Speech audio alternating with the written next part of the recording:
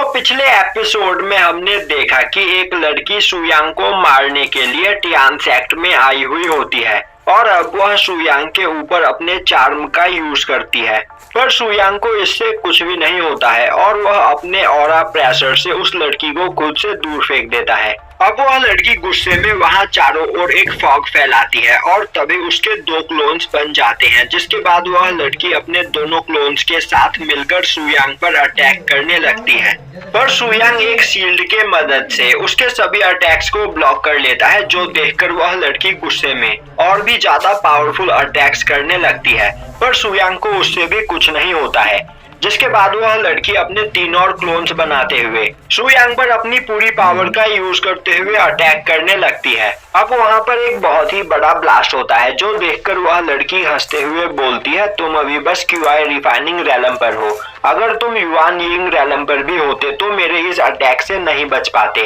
तभी सुयांग अपने aura pressure से वहां मौजूद सभी फॉग को हटा देता है, वहीं इससे वह लड़की भी घायल हो जाती है। जिसके बाद सुयांग उस लड़की के पास आता हुआ बोलता है, तो क्या इस जगह पर तुम्हारे पास कोई और अटैक्स भी बचे हैं? अब वह लड़की डर जाती है और बोलती है कि उसका नाम सांगनिंग है और वह लॉर्ड मैंसन के लिए काम करती है, पर सुयांग की पावर देखकर वह यहाँ पर सुयांग की डिसाइपल बनना चाहती है। तभी सुयांग बोलता है, मुझे नहीं लगता कि तुम मेरे डिसाइपल बनने के वर्दी हो, तो चुपचाप यहाँ से चली जाओ और अपने मास्टर से बोल देना कि अगर उसने दोबारा टियान सेक्ट के टेरिटरी में आने की कोशिश की तो मैं उसे जान से मार दूंगा।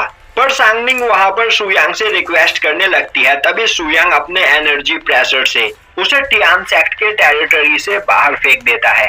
तभी वहां पर क्वीन आती है और वह सुयांग को कुछ स्पिरिचुअल ग्रास देते हुए बोलती है, मास्टर आपने यही मुझसे मांगा था। अब उन स्पिरिचुअल ग्रास को देखकर सुयांग सोचने लगता है, स्पिरिचुअल ग्रास से हम काफी पावरफुल मेडिसिन बना सकते हैं, पर आज के टाइम पर लोगों को इसके बारे में नहीं पता है और वह लोग स्पिरिचुअल ग्रास को मामूली सा पौधा समझते हैं। जिसके बाद सुयांग उन सभी स्पिरिचुअल ग्रास को रिफाइन करके उनसे एक पिल बनाता हुआ बोलता है, इन स्पिरिचुअल ग्रास का यूज करते हुए तुम यहाँ पर 4th ग्रेड के एलिक्सर बना सकते हो। जो देखकर सभी लोग हैरान होते हैं, क्योंकि आज से पहले उन लोगों ने 4th ग्रेड के एलिक्सर कभी नहीं देखे थे, क्योंकि 4th ग्रेड के एलिक्सर काफी ज्यादा महंगे होते हैं और टियान सेक्ट अभी बहुत ही ज्यादा गरीब है।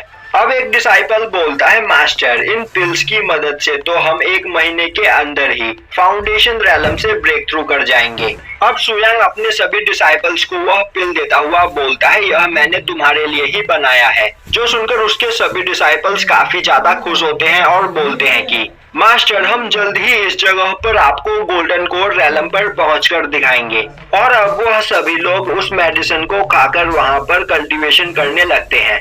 दूसरी ओर सुयांग एक जंगल में जाकर एक स्पिरिचुअल बियर को मारकर उसका स्पिरिचुअल कोर बाहर निकाल लेता है और अब वह उससे कुछ तियस्लाम बनाता है और उन्हें अपने डिसाइपल्स को देता हुआ बोलता है कि यह तियस्लाम इतना खतरनाक है कि इसके ब्लास्ट से कोई युआन यिंग रैलम का पर्सन भी बुरी तरीके से घायल हो सकता है, तो खतरा महसूस होने पर तुम्हें इसका इस्तेमाल करना है। जिसके बाद वह उन सभी को एक एक एक्सरसाइज के बुक भी देता है, जिसकी मदद से वह कुछ मार्शल आर्ट टेक्निक सीख सके। दूसरी ओर क्वेंसू कल्टीवेशन करके फाउंडेशन लेवल से ब्रेक थ्रू कर जाती है। अब हमें एक जगह पर एक पर्सन को दिखाया जाता है जो अपने सेवक से बात करते हुए बोल रहा होता है, मुझे पता चला कि टियान सेक्ट के डिसाइपल 1 महीने के अंदर ही फाउंडेशन रैलम से ब्रेक थ्रू करके जिंडान रैलम पर पहुंच चुके हैं। सेवक हमें जवाब देते हुए बोलता है, मास्टर टियान सेक्ट धीरे धीरे इस जगह पर अपनी पावर को बढ़ाता जा रहा है और उनका नया पैट्रियार्क काफी ज्यादा पावरफुल है।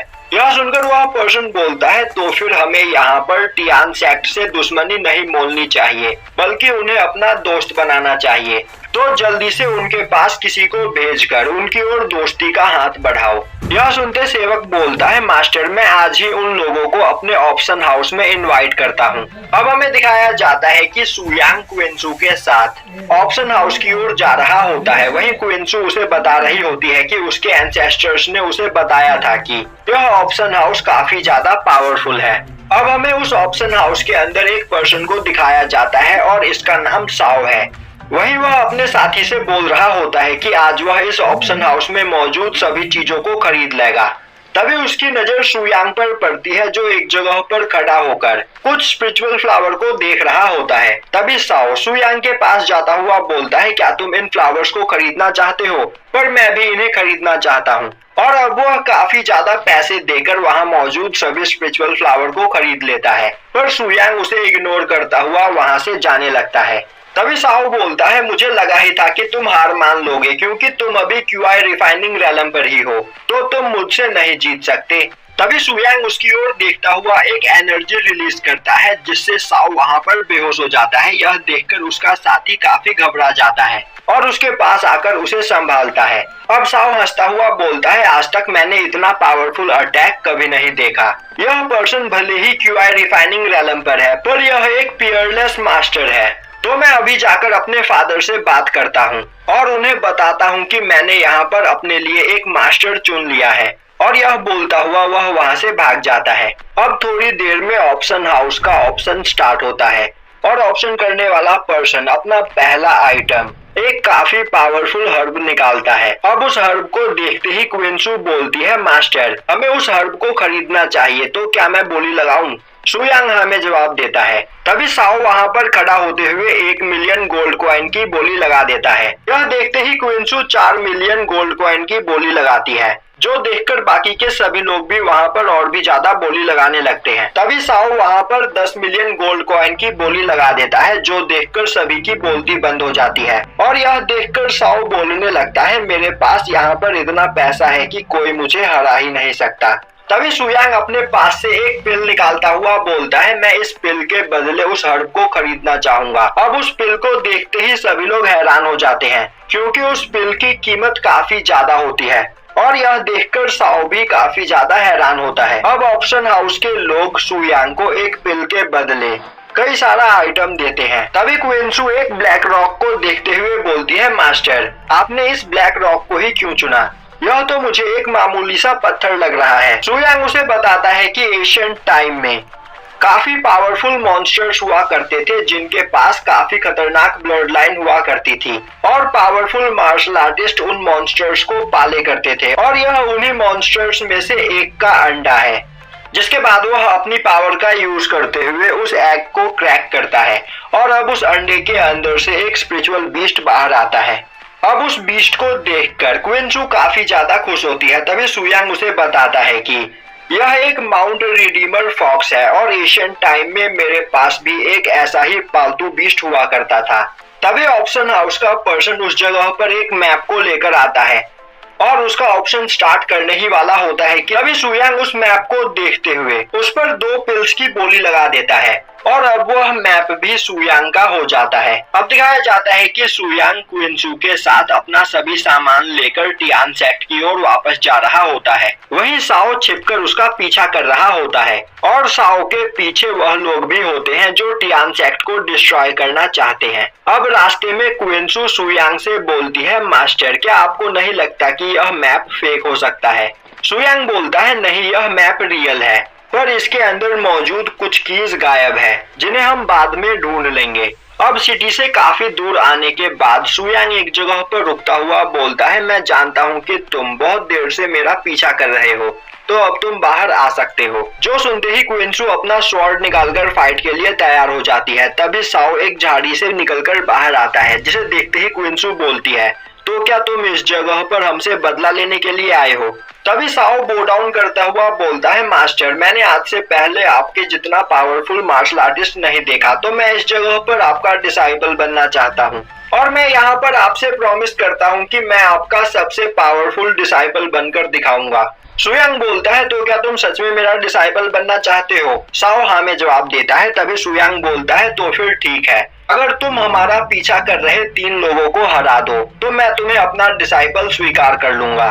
तभी वह तीनों भी उस जगह पर आ जाते हैं और बोलते हैं, आखिर यह कैसा इंसान है जो एक क्यूआई रिफाइनिंग रैलम के पर्सन को अपना मास्टर बनाना चाहता है। अब साओ देखता है कि वह तीनों ही गोल्डन कोर रैलम पर होते हैं, जिसे देखकर साओ हंसता हुआ बोलता है, मास्टर आप बस थोड़ी देर इंतजार करो, मैं इन्हें ठिकाने लगा देता हूँ। और अब वह आगे बढ़कर एक पर्सन से फाइट करने लगता है और काफी आसानी से उस पर्सन को हरा देता है। जो देखकर क्विंसू काफी खुश होती है। सुयांग बोलता है साओ यहाँ पर बेवकूफी कर रहा है, वह जोश से काम ले रहा है, तो इस जगह पर वह बुरी तरीके से घायल हो सकता है। तभी दूसरा पर्सन साओ पर अपने पॉइजन स्नेक से अटैक करता है, पर साओ अपने स्पीयर की मदद से उस स्नेक को डिस्ट्रॉय कर देता है और अब वह उस पर्सन पर अटैक करने लगता है, जिससे वह पर्सन साओ के अटैक्स का सामना नहीं कर पा रहा होता है। तभी पीछे से एक पॉइजन स्नेक साओ पर अटैक करके उसे घायल कर देता है। अब वह पर्सन साओ के गिरने के बाद वहां पर उसे लात से मारने लगता है और बोलता है कि तो अब बताओ यहाँ पर ज्यादा पावरफुल कौन है। जो देखते ही क्विंसू साओ की मदद करने के लिए आगे जाने लगती है, पर सुयांग उसे रोक देता है और तभी साओ अपने स्पीयर को उठाता हुआ उस पर्सन पर अटैक करके उसका गला काट देता है, पर वह वहां पर पॉइजन की वजह से काफी ज्यादा घायल होता है। अब यह देखकर सुयांग बोलता है साओ में जरूर कुछ न कुछ बात है। तभी तीसरा पर्सन आगे आता हुआ बोलता है तुमने यहाँ पर मेरे तीनों साथियों को मार दिया, पर अब तुम्हारा मरना तय है। और अब वह लगातार साओ पर अटैक करने लगता है, पर साओ उसके अटैक्स को ब्लॉक कर रहा होता है। तभी वह पर्सन साओ पर एक काफी खतरनाक अटैक करता है, पर बीच में आते हुए सुयांग उसके अटैक को ब्लॉक कर देता है और वह उस पर्सन को दूर फेंक देता है। तभी साओ बोलता है मास्टर मैं अभी भी इससे फाइट कर सकता हूँ, मुझे किसी भी हालत में आपका डिसाइपल बनना है। तभी सुयांग साओ के ऊपर एक प्लाम अटैक करता है, जिससे साओ उस पर्सन के बिल्कुल सामने चला जाता है। वहीं अब उसे काफी अजीब लग रहा होता है और अब थोड़ी ही देर में साओ के बॉडी के अंदर मौजूद सभी पॉइजन उसके मुंह के रास्ते निकलकर उस पर्सन के चेहरे पर जाकर गिरता है, जिससे वह पर्सन वहां पर तड़पने लगता है। अब साओ की बॉडी से पॉइजन निकल जाने के बाद उसे काफी अच्छा लग रहा होता है, जो देखकर वह सुयांग को थैंक्स करता है। दूसरी ओर वह पर्सन पॉइजन की वजह से तड़प रहा होता है, जिसे देखकर सुयांग बोलता है अभी तक तुमने मेरे शर्त को पूरा नहीं किया है, वह पर्सन अभी भी जिंदा है। जो सुनते ही साओ अपना स्पीयर उठाते हुए उस पर्सन को वहां पर बुरी तरीके से मारने लगता है और यहीं पर यह एपिसोड खत्म हो जाता है।